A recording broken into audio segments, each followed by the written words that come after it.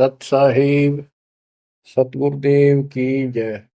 बंदी छोड़ कबीर साहिब जी की जय। बंदी छोड़ गरीबदास जी महाराज जी की जय। स्वामी राम देवानंद जी गुरु महाराज जी की जय हो।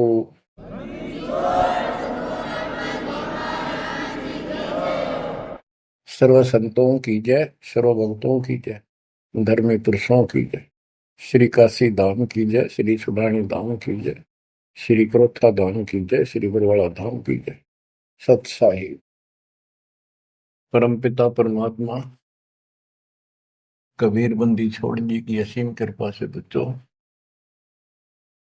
आपको आत्म ज्ञान हुआ, साथ में परमात्म ज्ञान हुआ। आत्म ज्ञान है कि तू कहां से आया था, कहां से आई थी आत्मा, और मनुष्य जीवन जहां भी तुझे प्राप्त है इससे पहले कहां था। और ये एक सीमित है, चाहे लंबी उम्र मान ले 100 साल भी होगी तो अभी मरेगा, फिर कहां जाएगा। कदे सोचा बैठ के, काल इतना टाइम देता नहीं, ये इतनी सोच ले। जैसे कोई विवेकशील है, भगत बतेरे हैं, दास भी उनमें से एक है। एक आधी बढ़िया प्रेरणा होती थी कभी कभी, क्यों के जीवन होया सारा दिन काम करो, पढ़ के सो जाओ, उठते फिर भागो, फिर सारा दिन मारो मार, फिर भागो, और फिर मृत्यु। मरा नहीं ना यहाँ, कामी से ढीठ हो रहे, इन दुखों को कभी कुछ नहीं गिना। मरण से पहले वृद्धावस्था ऐसी दुर्गति हो जाती है, जिनके लिए मरा करता उन भी खट्टा हो जाए, आदमी जैसे उकचुक हो जाए, शरीर में कोई दिक्कत हो जाती है। तो इस असलियत को समझ कर किसी के प्रति दोष नहीं रखे, वो ये तेरा परिवार के है, लो हमने नो करा, नहीं, तेरे कर्म करा रहे हैं। जो साथ साथ भक्ति भी करता रहता, ये बालक तेरी हाथा पर रखो, तेरे कर्म मान गिरा दिया। बच्चों, आत्मज्ञान ये है तो कौन है, कहां से आया है, मरने से पहले कहां था, मृत्यु के बाद तो कहा जाएगा। ये जन्म मृत्यु का रोग कैसे लगा, तो ये बताया जाता है कि मनुष्य जीवन बड़ी मुश्किल से मिलता है, और इसमें जो भक्ति नहीं करता वो पहले भी पशु था। हो सकता है कोई अच्छा कर्म कर रखा हो, जन्म भी मनुष्य का हो सकते हैं, और आगे फिर सत भक्ति न करने से फिर पीछे तू पशुआ की जय गद्दा बैल बनाई। ये 56 भोग कहाँ मन भोरे, कहीं कुरडी चरने जाई। आज मनुष्य सत भक्ति नहीं करी तो अगले जन्म में कुत्ता गधा सुअर गारंटीड है, नरक भोगेगा वो न्यारा। कोई शुभ कर्म किए, स्वर्ग में चलेगी, वहां पुण्य खत्म किए, होटल की तरह पूंजी खत्म होते ही नीचे पटक दिया। ये प्रोसेस असंख्य जन्मों से आपके साथ हो रहा है। तो ये है आत्मज्ञान। तो जीव है, आज मनुष्य है, कल कुत्ता भी गधा भी बन सकता है। अच्छे कर्म किया हुआ मनुष्य राजा भी बन जाता है, राज पाकर भी फिर क्या बनेगा, फिर पशु बनेगा, देवता भी बन जाते हैं, और देव जन्म को भोग कर पूरा करके फिर कुत्ते गधे बनते हैं। ये काल की भूल भुलैया है, जिसमें हमने क्या करना चाहिए, परमात्मा की भक्ति करनी चाहिए, शुभ कर्म करने चाहिए, अहंकार त्याग कर एक अच्छे इंसान की तरह जीवन जीना चाहिए। अब ये मन में आती थी तो पता नहीं था करें तो करें क्या, सारा दिन पेट के लिए पागल की तरह घूमना करना पड़ता है, 100 जगह डांट खानी पड़े, किसी की झूठ बोलनी पड़े, किसी का सच बोलनी पड़े, कर्म फोड़ के सारा दिन करा हुआ है। ये है आत्मज्ञान। अब इसका विकल्प क्या है? सभी संत बताते हैं भक्ति करो, परमात्मा की भक्ति करो। वो परमात्मा कौन है, बात यहां बिगड़ रही है बच्चों। परमात्मा की तड़प होती है पाने की आत्मा को पिछले संस्कार से। तो ये समझ नहीं आती कि भगवान कौन है, कैसा है। यहां समस्या अड़ रही थी, बात यहां बिगड़ रही थी।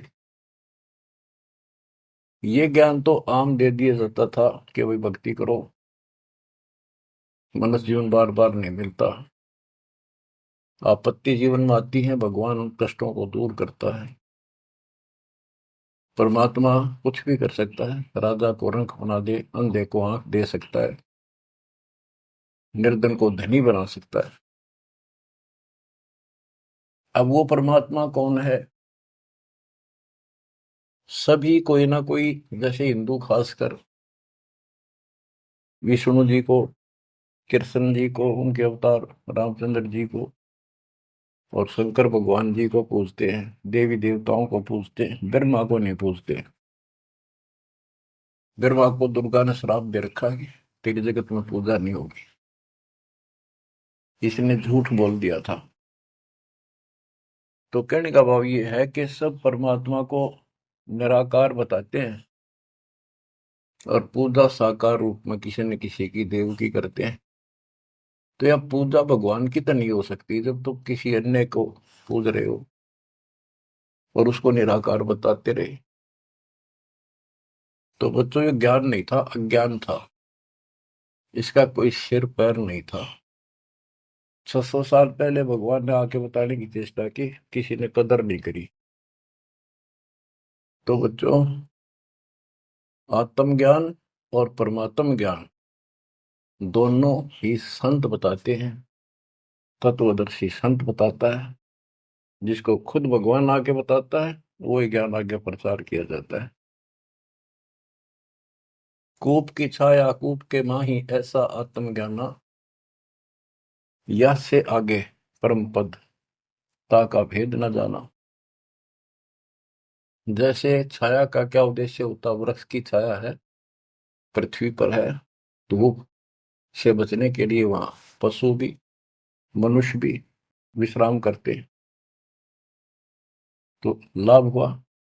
कुएं की छाया, वेल की छाया, वेल के अंदर, कुएं के अंदर वह छाया वो भी है, पर वह किससे काम नहीं। इसी प्रकार आत्मज्ञान हो गया कि तू जीव है, भक्ति नहीं करेगा तो पशु बनेगा, मुश्किल से मनुष्य में प्राप्त हुआ, भक्ति कर। और समाधान सही है नहीं तो उस ज्ञान का फायदा क्या? जैसे मुझे बता दिया किसी ने कि तुझे ये रोग है और डॉक्टर ने बता दिया, तो मुझे विज्ञान हो गया। जिसने मुझे बताया तुझे ये रोग है, दवाई उसके पास भी नहीं, तो वो ज्ञान होया ना होया बराबर है। ज्ञान हो कि रोग है, समाधान हो ये इसकी औषधि है, बात खत्म। तो अब आत्मज्ञान के हमारे जन्म और मृत्यु का रोग लगा है, इसको कौन समाप्त कर सकता है? जो स्वयं जन्मते मरते हैं वो भगवान नहीं हो सकते, पर वो हमारा जन्म मृत्यु का रोग समाप्त नहीं कर सकता। अब पता चला परमात्म ज्ञान का, वो परमात्मा सतपुरुष परम अक्षर ब्रह्म है। गीता अध्याय 7 श्लोक 29 में गीता बोलने वाले ने कहा कि जो मेरे आश्रित होकर, उसके आश्रित क्या होना है? उसने बताया है 18वें अध्याय के 62वें श्लोक में कि तू सर्वभाव से अर्जुन उस परमेश्वर की शरण में जा, उसकी कृपा से ही तू परम शांति को, सनातन परम धाम को प्राप्त होगा। अपने बारे में बताया है दूसरे अध्याय के 12 में, चौथे अध्याय के 5 में और 9 में और 10वें अध्याय के 2 में कि तेरे और मेरे बहुत जन्म हो चुके हैं, तू नहीं जानता मैं जानता हूं, मेरे कर्म अलौकिक है, मेरा जन्म भी अलौकिक है। गीता अध्याय 4 श्लोक 32 में बताया कि परमात्मा के मुख कमल से उतरी तो उस वाणी में तत्व ज्ञान है, जिससे जन्म और मृत्यु वो कर्म समाप्त होते हैं। पाप कर्म, सारे कर्म खत्म हो जाते हैं। उसको सुनने से जन्म मरण का रोग समाप्त होता है। चौथे अध्याय के 34वें श्लोक में कहा कि उस तत्व ज्ञान को तत्वदर्शी संतों के पास जाकर समझ, उनको दंडवत प्रणाम कर, कपट छोड़कर नम्रता पूर्वक, सरलता पूर्वक उनसे प्रश्न कर, तब वो तत्वदर्शी संत तुझे परमात्म तत्वों का ज्ञान कराएंगे।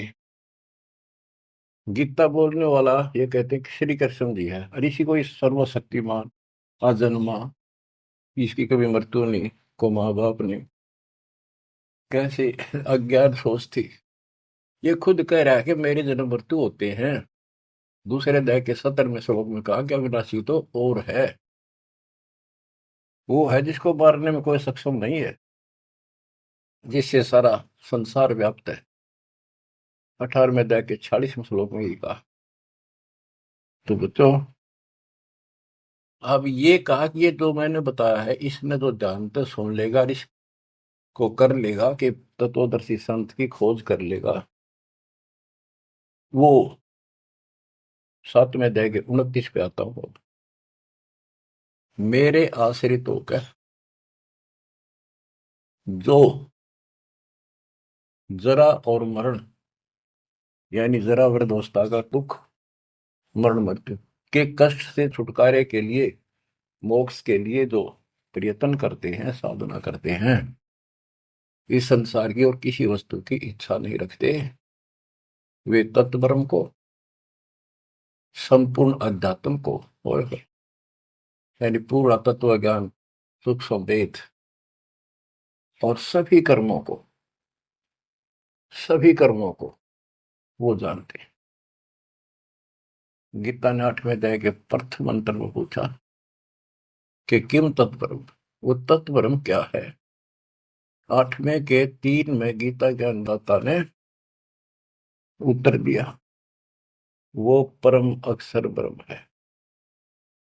अब सुन लो बच्चों, परमात्म ज्ञान अब कहता है 8वें अध्याय के 5 और 7 श्लोक में। इसमें बताया 8वें अध्याय के 6ठे श्लोक का ये अर्थ है कि जिसके अंदर तेरी श्रद्धा है, उसकी भक्ति करते हो, आखिरी सांस तक उसी के भाव में भावित रहते हो, तो उसी को प्राप्त होगे। 8वें अध्याय के 6ठे श्लोक का ये अर्थ है, इसीलिए 5 और 7 बोलता था। 5 में गीता ज्ञान देने वाला कह रहा है मेरी भक्ति कर, मुझे प्राप्त होगा। 7 में कहा है कि तू भक्ति कर, युद्ध भी कर, और चिंता ना कर, मेरे पास आई। 8वें के 8, 9, 10 में स्पष्ट कर दिया है, जो उस परम अक्षर ब्रह्म की भक्ति करता है, जो सारी सृष्टि घर से बाहर सबका धारण पोषण करता, उसमें स्पष्ट लिखा है, और फिर उसी को प्राप्त होता है। बच्चों, ये है परमात्म ज्ञान। पुण्यात्माओं, भक्ति तुम सभी चाह रहे थे, सभी कर रहे थे, कहीं ना कहीं कोई ना कोई जरूर करते थे। हिंदू धर्म में जन्म होने के कारण गीता में विशेष आस्था थी। वेद तो सुने सुने थे, देखे नहीं थे। अब वेदों को पहले का कायदा बना दिया मेरे गुरुदेव के आशीर्वाद से, परमपिता परमात्मा के दिए तत्व ज्ञान से। क्योंकि ये ज्ञान सूक्ष्म वेद में सारा लिखा हुआ था। अब तो तुम्हें प्रमाण के लिए दिखाने पड़े हुए कि देखो, हमारे भगवान 600 साल पहले जो बात बताया करते, लिखवा कर गए, गरीबदास जी ने 300 वर्ष पहले बताई, वो है कि वही उनसे प्राप्त ज्ञान को आज आप अपने ग्रंथों में देख लो। देखो, ये लिखा, ये लिखा, ये लिखा। तब जाकर आपकी सेटिंग हुई है, जब आपका दिमाग सेट हुआ है, सचमुच सही तो कुछ और है न। ये बात तुम सुनते न कि तब मंदिरा में टाली बजाए जाओ। तो ये परमात्म ज्ञान है। 8वें अध्याय के 13वें श्लोक में गीता बोलने वाला कहता है, ओम इति एकाक्षरम ब्रह्म व्यवहारन मामनुषम यह परियाति तदम देहम स याति परमाम गतिम। मुझ ब्रह्म का केवल एक ओम मंत्र है, एक अक्षर, जो अंतिम सांस तक इसकी भक्ति करता है, मेरे वाली परम गति, यानी ओम से मिलने वाली परम गति प्राप्त होती है। ओम से ब्रह्मलोक प्राप्ति होती है। देखो, सभी शास्त्रों से निष्कर्ष निकाल के, यानी वेद जो होता है, वन में जाता है, फॉरेस्ट में, जंगल में, वहां से जो जरूरत है, उस जड़ी के, किसी के पत्ते, किसी के बीज, किसी की जड़, वो लाकर औषधि बना के तैयार कर देता है। तो इसी प्रकार दास ने एक औषधि तैयार करी है, इन शास्त्र रूपी गुणों से निकाल निकाल कर वह मूल वस्तु आपको दी है। अब क्या है, श्री देवी भागवत पुराण के अंदर देवी जी, दुर्गा जी, अपने शिष्य, अपने भगत हिमालय राजा से कहती है कि, उसने कहा जी मुझे ब्रह्म ज्ञान बताओ ताकि मेरी मुक्ति हो। तो उसने कहा कि तू फिर और सब पूजा छोड़ दे, मेरी भी छोड़ दे, सब में तो ये आ जाता है, सब छोड़ दे, केवल एक ओम नाम का जाप कर, इसके जाप से तो उस ब्रह्म को प्राप्त होगा जो ब्रह्मलोक में रहता है, तेरा कल्याण हो। तो इति सिद्धम के ओम नाम के जाप से ब्रह्मलोक प्राप्ति है। अब गीता माते, गीता अध्याय 8 श्लोक 16 में लिखा है, जो ब्रह्मलोक में गए हैं वो भी पुनरावर्ती में है, उनका भी पुनर्जन्म होता है। वो स्थायी मोक्ष नहीं है, कुछ समय की राहत है। वो इन स्वर्ग वाले ब्रह्मा विष्णु महेश वाले स्वर्गों से कुछ ज्यादा समय मिलता है। उनकी पूंजी ज्यादा होती है जेब में, वो खर्च होते फिर धरती में पटक देते। तो बच्चों, सच्चिदानंद घन ब्रह्म की भक्ति का मंत्र 17वें अध्याय के 23वें श्लोक में बताया। उसको पाने के लिए ओम तत्सत, ये मंत्र साधना के होते हैं। इन साधना से वो मिलेगा, इस साधना से ये मिलेगा, इस साधना से वो मिलेगा। तो उसके 3 अक्षर का मंत्र है ओम तत्सत। ये ओम भी सांकेतिक है, क्योंकि यू ऐसे ऊषा बनाकर ऊपर बिंदी जो एक मात्रा राशि ला रखी है, इसने आम आदमी पढ़ नहीं सकता, जिसको बताया ना जा कि ये ओम का प्रतीक है। ओम तेनो लिखा जा ए, ऊपर ओ की मात्रा, मैं, फिर नीचे अदंत।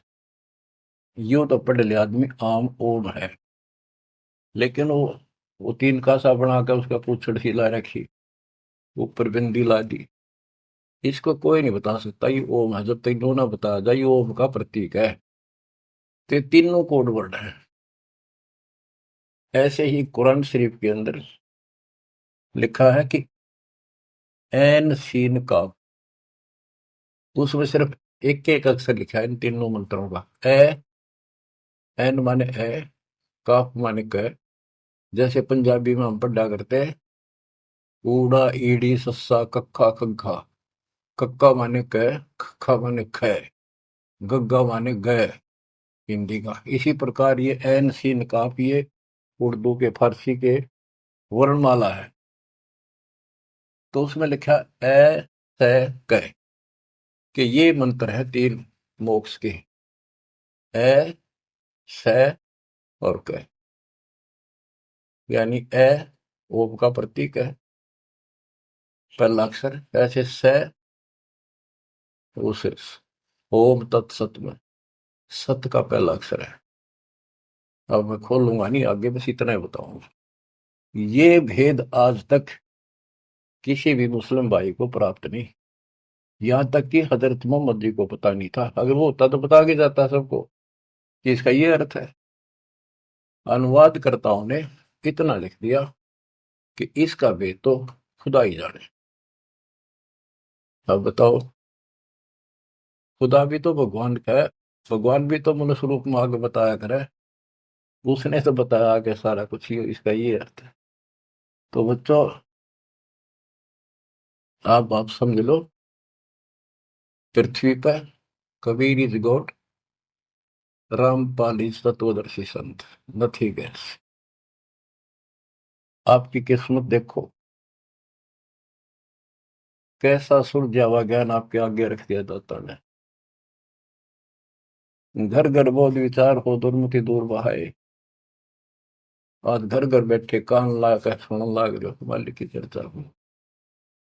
और इसके ज्ञान सुनने से आपका ये दुर्मति जो बीच में मैली बा गया था कति दूर जाएगा, आत्मा दृढ़ हो जाएगी। देखो सिंचाई करते हैं किसान फसल में, वो भी ये चाहते हैं बारिश हो जाना, फसल की रौनक न्यारी हो जाएगी। तो बच्चों साधन आप कर ही रहे थे, दास ने बता रखी थी, प्रिया दाता ने बारिश करवा दिया आपके ऊपर। इससे नारा रंग छटेगा, अलग से उमंग बढ़ेगी और कति गजब की फसल पकेगी। आपको एक गजब प्रेरणा मिलेगी, सहारा मिलेगा परमात्मा के साथ रहने का और काल से टक्कर लेने का। बच्चों ये है वो परमात्मा ज्ञान। गीता वेद बतावे कि परमात्मा सतलोक में रहता है, वहां से गति करके आता है और यहाँ अच्छी आत्माओं को मिलता है, भूलों को राह बताता है भक्ति का, और यथार्थ भक्ति के सही मंत्रों का आविष्कार करके देता जो भक्ति करने के होते हैं। अपने मुख कमल से बोलकर भक्ति करने की प्रेरणा करता है। वो कविताओं के माध्यम से, दोहों के माध्यम से अपना यथार्थ ज्ञान देता है। वो कवियों की तरह आचरण करता है। बच्चों दिस इज परमात्मा ज्ञान। अब बच्चों कुछ वाणी सुनाता हूं परमात्मा की, बच्चे गरीबदास जी के मुख से उद्धृत, और सुनो। परमात्मा हिंदू और मुसलमान दोनों को समझाया करते थे, क्योंकि ये उसके बच्चे हैं और काल के जाल में जबरदस्त फंसे पड़े। जो कैसे जुल्म करा रहा है, कोई रास्ता ठीक नहीं, कोई भक्ति सही नहीं, पाप ऊपर तोड़ करवा दिए।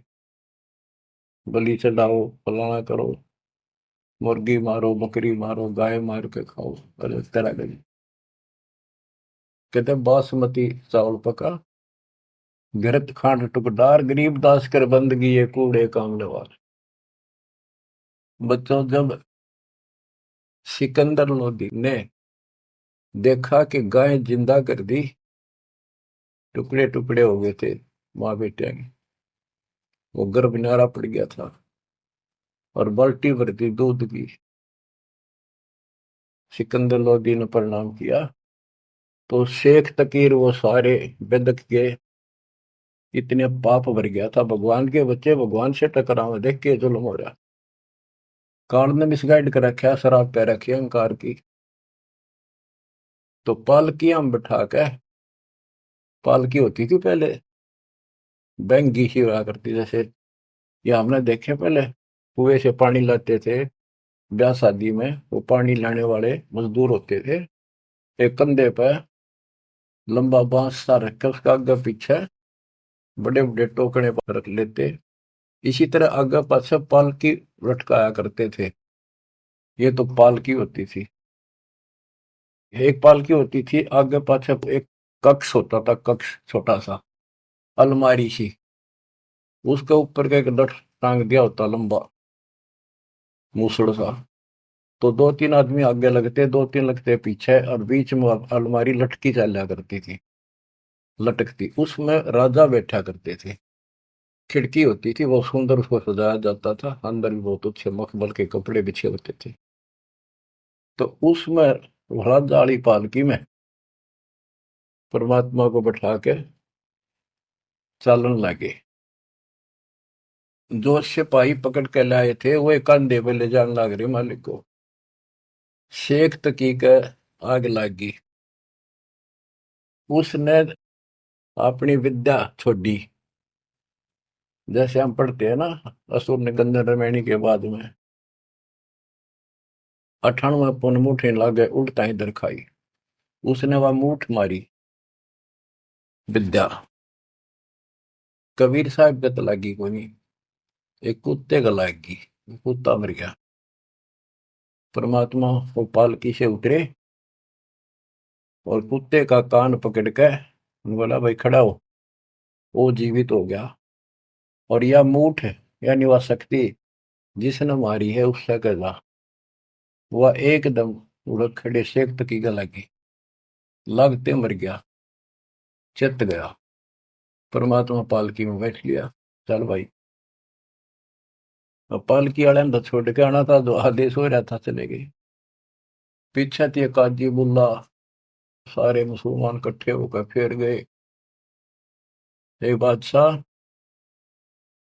आपका पीर मर गया। ये भी बताते हैं कि ये मंत्री भी था, महामंत्री उसका, शेख तकी। शेख तकी मर गया, उसका अंतिम संस्कार करवाओ, चलो कब्र खोदन लाग गए। उनको ये हो गया था कि सिकंदर तक कुछ कह को नहीं, इन दाबो मिट्टी में। सिकंदर को आंख लाल कर ली, किसने मारा, कौन है, लो पकड़ के। कबीर साहब को फिर लाओगे सीटे, लाओ पकड़ के, पकड़ ले। जब पकड़े पकड़े लाओ थे दो नून, तो पकड़ रहे थे दो नून से। तो एक मुसलमान ने सिकंदर के निकट आते आते, वो जनता खड़ी थी, कबीर साहब का काख में 500 मुक्का मारा जोर से। वो मुक्का कबीर साहब का तो मार दिया उसने, वो कम से कम 10 फुट जाकर पड़ा। ऐसा पड़ा उसकी कांच निकल गई, पड़ गया, मरा नहीं कहा। ऐसा बुरा हाल हो गया। अब सिकंदर लोधी ने सोचा एक तो शेख तकी मर दिया, सिकंदर का कलजा पाट गया। अब शेख तकी मर गया, एक ही मर गया। ये 13 नंबर है। वो इतना डर गया, खड़ा हो गया और पैर पकड़ लिए, इतना डर गया। फिर कबीर साहब उठे, वो उठाया जो था, मुक्का मारा था, वो जिंदा कर दिया, ठीक ठाक हो गया। फिर वो शेख तकी पड़ा था, उसका तू तो ना बुला तुम्हारी, मरे मरेगा। वो मर्दे उठा, खड़ा हो गया। सिकंदर लोदीन चरण पकड़ लिए, रो है, माफ करो अल्लाह की जात। बच्चों देखो, कई चीजें सामने आएंगी अब। प्रहलाद भगत था, बाप दुश्मन हो गया, सारी पृथ्वी का राजा था। इतनी शक्ति थी उसके अंदर, सिद्धि थी, ताकत थी, राज की ताकत थी, और अपने बेटे का दुश्मन हो गया। उसने मारना चाहा, उसको मरा नहीं। अब प्रहलाद किसका अगर हुआ है, किस कोर्ट में जावे, और किस जनता ने सुनाओ अपने दुख ने, कौन सुने। तो बच्चा जिसका कोई नहीं ना, कबीर साहब उसका साथ खड़ा होता है। जब तक हम इन गोरों का सहारा तकते हैं, इतना वो साथ कम दे है। अब यहाँ बात देखो, ये तो पहले की बातें हैं। सिकंदर लोधी के जलन का रोग ठीक करा, कितने उसके सामने चमत्कार कर दिए। जब भी कोई आपत्ति आई, तब ये सिकंदर लोधी पब्लिक की ओर खड़ा हो जाता, भगवान को ही भूल जाओ। राजाओं ने तो राज चाहिए अपना, अपना स्वर से धो, एक मानस मारे तो चाहे बिना मारे तो बच्चों इसी प्रकार। अब कबीर साहब किसका सहारा तक है, राजा भी चेला और फिर भी बकवाद उल्टा, समय पर वो भी साथी नहीं। ये हमारे को संकेत है, हमने समझना चाहिए। आज हम किसका गर्व है, और हमारा कोई साथी नहीं। लेकिन जो हमारा साथी है ऐसा गजब का है, समय आने पर देखिए सब न ठीक करेगा। तो हमने ही अपने मालिक के पास निकल रहना पड़ेगा, जरा सी भी मन में दोष आ गया साथ नहीं देगा। तो ये सारी बातें ध्यान रखनी पड़ेंगी अपने को, इस जीवन को सफल करने के लिए। परमात्मा की भक्ति करें। परमात्मा है कौन, ये बात को जानकारी है, तो ये थोड़ी सी पढ़ के सुनाता हूँ। तोरा सरा उठा दिया, सुनने मंदिर ताश, गरीबदास उसाहा के काजी आने पास। काजी मुल्ला यूं कहे कबले जहां पना, गरीबदास उस जुलती को मारे मुठ चलाए। सात की एलम कर मारी मुठ अचान, गरीबदास उस जुलहदी के आगे मर गया स्वान। कुत्ता मर गया, शेख तकी ने जब एक मूठ यानी विद्या छोड़ी, आध्यात्मिक शक्ति, स्वान मुआ करुणा करी ही पकड़ कान उठाए। गरीबदास सुन मूठे तू सात की कह जाए। परमात्मा ने कुत्ते का कान पकड़ के जीवित कर दिया, उठ। और ये विद्या हे मूठ, तो इसे एक तकी कह दागे। जो धार है सोई लह, मूठ लगी तिस शीश। गरीबदास सात की तो मर गए विश्वे बीश। काजी मुल्ला फिर गए सा सिकंदर पास। गरीबदास उस पीर की मजल धरो ने लाश। अब जाके काजी मुल्ला ने बताया कि ए बादशाह, आपका पीर मर गया। किन मारा कैसे मुआ कै समझाओ मोहे। गरीबदास उस दुल्हन के गर्दन बाहो लो। कि उसने मार दिया कबीर ने। कहते उसकी गर्दन पर तलवार मारो, काट दो उसको। सलाह दे रहे राजा को। फिर दूजे ऐदी गए, पकड़ मंगाया बेग। गरीबदास मायूं कहे, दूध भरी क्यों देग। उधर से माँ उसने कहने लगी थी, भाई तू पंगे ना लिया कर कबीर साहब को, तेने क्या जरूरत थी न छेड़ा छाड़ कर रोज। तो इतना वो फिर पहुंच गए। काजी मुल्ला सब कहे, मार मार तू मार। गरीबदास उस जुलाहे की गर्दन पे तलवार। सा सिकंदर को पिया नैन बोहे विकराल। गरीबदास सात की का यो जुलदी काल। घोर खुद है बादशाह जे दे, तै मारी है बूठ। गरीबदास कुछ कसर कर चले जुलदी ऊठ। अब सिकंदर लोधी ने फिर उस जनता के तरफ से खड़ा हो गया और पहले अपनी आंखें सामने देख ली थी गां जिंदा कर दी, माँ बेटा दोनों। उस पाप आत्मा का फिर भी विश्वास नहीं हुआ। फिर भी गुस्से में आकर बोला कि इसकी गर्दन काट दो, ईशन मारे हो। परमात्मा उठ कर चल पड़े। अब आगे सुनाता हूँ, वो सुना दिया था फिर वाणी सुनाता।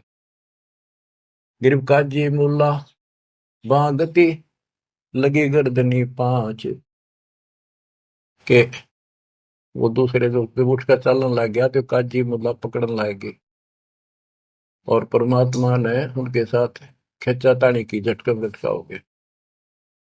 एक काजी घना बकवास करे, काख बीमारी सुने परमात्मा के यानी 500 में मारा। काजी मुल्ला बागती लगे गर्दनी पांच। गरीबदास काजी पड़ा निकल गई जा कांच। काजी पड़ा उसकी कांच निकल गई। परमात्मा के साथ हाथापाई करेंगे। फिर एक जनता जन ने भगवान का मुक्का मारा। मारा मुक्का मुगल को लगा जुलदी हीक। गरीबदास वह मुगल उत पड़ा उलट दो बीक। 10 कदम जाकर उल्टा पड़ा, 10 कदम 50 फुट पर पड़ा, पटाक दे। सा सिकंदर उठ केड़े है कदम पोस कुर्बान। गरीबदास मंजन महल बरकटी में शशि भगवान। परमात्मा खड़े हुए तो सिकंदर लोधी को अल्लाह का रूप दिखाई दिया। इतना अजब गजब रूप। कहते फिर पैर पकड़ लिए, हाथ जोड़ लिए। काजी मुल्ला तो मानने को नहीं। जनता मुसलमान मेरे खड़े देखे, वो तमाशा देखे थे। उनका तो घीसा गल था कि यो छोटी शक्ति नहीं है। गरीब साहस सिकंदर उठ खड़े है कदम पोस कुर्बान। गरीबदास मंदन महल बिरकुटी में शशि भान। बख्शो इसके प्राण को तुम अल्लाह की जात। गरीबदास सातकी को उठते के तिक बात। सिकंदर लोधी प्रार्थना करता है, आप अल्लाह की जात हो, इसकी गलती माफ करो, शेख तकी को जिंदा कर दो। सात तकी तूतड़ पग लग्या, बैठा हो गया भेग। गरीबदास उस नरभाग के जूते ही की नेक। कि उसको ठोकर मारी, सुतड़ा बुला तुम्हारी परमात्मा ने, और जी गया, जिंदा हो गया। अब वो तो मुंह लटका के खड़ा हो गया साइड में, और वहां आस पास मुसलमान खड़े थे, देख रहे थे ताड़ी पीटे। परमात्मा बोला, काजी खिलस उठाए दे, तजरोस जे की रीत, गरीबदास अल्लाह बजो ये समय जाएगा बीत। वो तो भगवान थे, उसने तो अपने बच्चों को समझाना था। वो 10 5 दुष्ट ना सुने थे, और तो सुने थे सारे। फिर भी राह की बात बताओ थे, इतने दुखी कर रखे थे भगवान, अपने भगवान।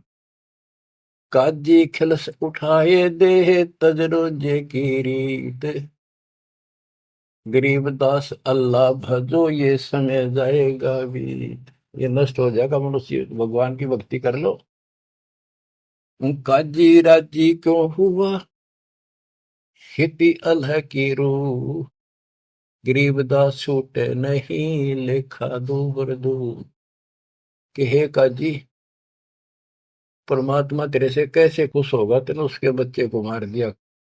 जैसे कोई गाय मार दी, बकरा मार दिया, मुर्गा मार दिया, ऊंट घोड़ा कुछ भी नहीं छोड़ते तुम तो। काजी राजी क्यों हुआ, खेती अल्लाह की रूह, गरीबदा छूटे नहीं, यो लेखा दूबर दूर। भगवान के घर में तुमने उस दरगाह का महल नहीं देखा, धर्मराज के तिल तिल का लेखा। सुरमुल्ला तो मिलेगा, उस दो जग के माही, गरीबदास लाख अर्ज कर, मुल्ला छूटे नाही। यहाँ तेरी चल रही है, वो सच्चे दरबार में तेरी नहीं चलेगी। वहां फिर तू रोएगा, हाथ जोड़ेगा, चिल्लाएगा, बख्श दो, वहां तेरी कोई नहीं सुनेगा।